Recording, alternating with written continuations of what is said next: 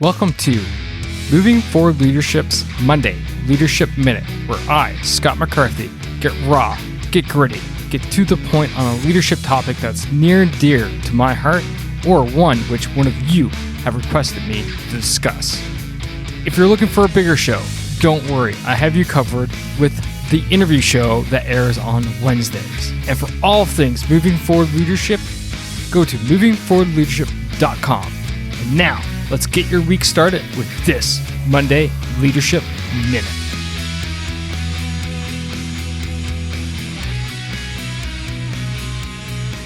All right, we are live. Hey everybody, it's Scott, and just wanted to take a couple minutes to talk about a topic that popped up in our Facebook group, leadership skills for managers who want to be leaders and not bosses. This one popped up from Carla. So Carla, I will actually read out what she said. Thought I would throw this out for discussion. As a leader, what are your thoughts on procrastination? Over the years, everyone's work seems to have shifted to more administrative functions, especially for leaders. Very good observation, Carla. I often hear people promoting multitasking or perfectionism as a positive quality. However, I never really agreed with this concept. Perfect doesn't exist. 100% agreed. If someone's striving for perfection, that will never be realized. Again, I can't argue there. Therefore, we may spend a lot of time trying to be perfect on a task or project and never finish it because, well, it's not perfect. Leading into multitasking, if you're doing a lot of tasks and only putting 20% of your focus on each one, is that really effective? Some people that procrastinate a little often present more ideas or options because they're giving themselves more time to think about it. Great discussion, Carla. Absolutely love it. And thanks for throwing that out to us. So what are my thoughts on that? So first off, let's break this down, because you really got, in my mind, three things going on here. One, we're talking about procrastination. Two, we're talking about multitasking. And three, we're talking about perfectionism. So let's talk about procrastination. I like what you went with at the end, and that is giving ourselves space to think and to reflect. What I don't necessarily agree with is using procrastination as the catalyst for that space. Okay, so what I would rather do, and what I think leaders out there need to do, is to build that space. So you schedule that space for taking time for reflection, taking time to think, right? And I often did this as a leader, as a commander of 200 folks. I often took time. I would schedule my workday. Near the end of the day, I would often write out my thoughts of what went on that day, what we needed to achieve the following day, etc. Also, during my lunch times, I would actually exercise throughout my lunchtime. And during that, I would think of things. And that gave me space again to really not worry about what's going on at work, but in reality, think about those things that, I need answers to, or the questions, and more importantly, that I haven't yet asked. So to me, not allowing procrastination on something to give me space, but building the space into my daily and weekly routine is crucial. But let's talk about procrastination, because that is definitely a big problem, right? So to avoid procrastination, if you know you're a procrastinator, here's just a quick little tip on how you can avoid it. What I do is I run multiple task lists.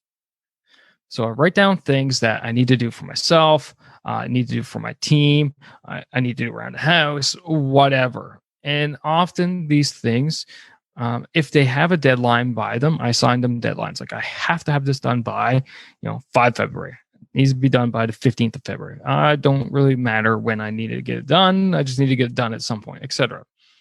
Then either at the end of the day or sometimes at the beginning of the day, for me, mostly at the beginning of the day, actually, I'll go through that task list, and I have another list which I call the due today list. And I put that there. So I move those tasks from those various different, task categories, I guess, into that due today. And then finally, when I'm done that due today list, I look at it and I prioritize it. The most important thing up front, and then the least important thing at the bottom. And then I attack relentlessly at that task list. The most important thing gets done right away. Why? Because if anything happens, if anything pops up, then at least I know I got the most important things done out of the way. All right. So I hope that makes sense. And that's just a little trick for you to avoid procrastination. The next thing that I want to talk about, and Carla, you brought that up, right? The fallacy of multitasking. It is atrocious. So right now, I think the latest study I read is 26 minutes from the time you get distracted when you're working on something to you get back into the zone. So yes, multitasking is definitely not effective. It's not efficient. There's nothing really great about it. And I don't understand why so many businesses out there, celebrate it. So let's look at different ways to be able to do multiple things, but be focused at the same time, because that's what you want to achieve. You want to have multiple balls in the air, because the reality is that's never going to go away. You're not going to be able to focus on just one thing for the day, right? But you can focus on one thing for that period of time. So a couple words of advice: eliminate distractions. Once you get distracted, that's what's going to kill your effectiveness, your efficiency. So eliminate distractions. Eliminate those dings, bings, bops, boops, whatever from your phone, your computer. Okay. My email, the only emails that arrive with any notification for me are the ones that are marked important, high importance, or from my direct supervisor. That is it. And that enables me to filter. Okay. I don't care about the rest of them. I'll get to them when I get to them.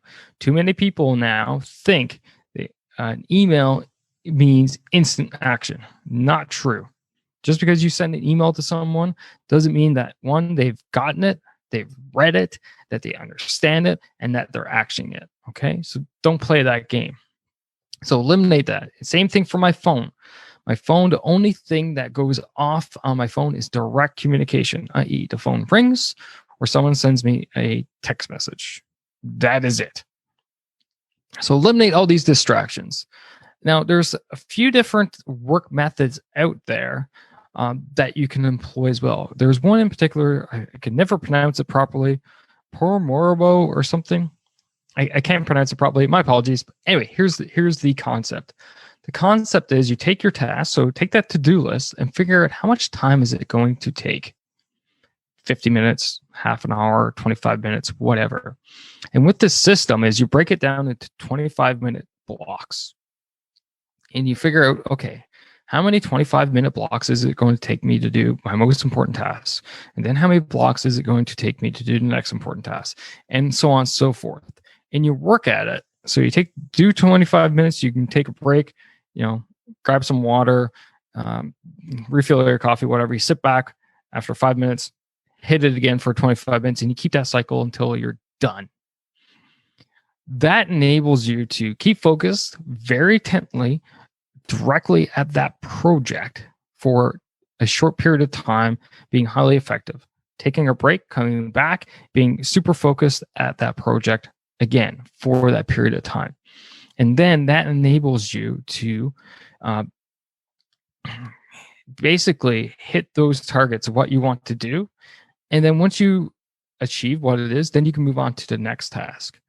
As well, breaking up into 25-minute blocks enables you to basically break your task down. So maybe one task has multiple pieces to it. Let's say it has 3 parts to it, and magically each part is going to take you 25 minutes. Well, you can do part 1, and then you can move on to something else you need to get done because suddenly your supervisor says, hey, I need this by 1 o'clock. Like, oh, crap, I have to do that now. So I put this task on pause, hit this one, and then I can go back. Okay. That is another way of doing it. Because the reality is, multitasking is not going to go away because we often have more than one thing to do and they're expected to be done at the same time, essentially. But enabling yourself to break the big things down into small things will enable you to flip flop from one task to another effectively. And then the final thing that you mentioned was perfectionism, and I 100% agree with you. Perfectionism does not exist, and if you do go for perfect, you're not going to please everyone. Therefore, there is no perfect. There is no perfect in leadership. There's no perfect way because everyone is different. So the so what is, excuse me, sorry. Uh, what you want to go for is, the best thing you can do within the allocated time that you have, doing it to the best of your abilities. If you need more time, then you ask for more time. If you need more resources, people to help, training, software, whatever, then you ask for these things. But perfectionism doesn't exist because what you may think is perfect, you can hand it to your supervisor and they may believe that it's not perfect as well. So there we go. That's what I got for today, Carla. Thanks again for reaching out. Superstar, super question. And ladies and gentlemen, as always, you know the saying, right? Lead, don't boss. Take care now.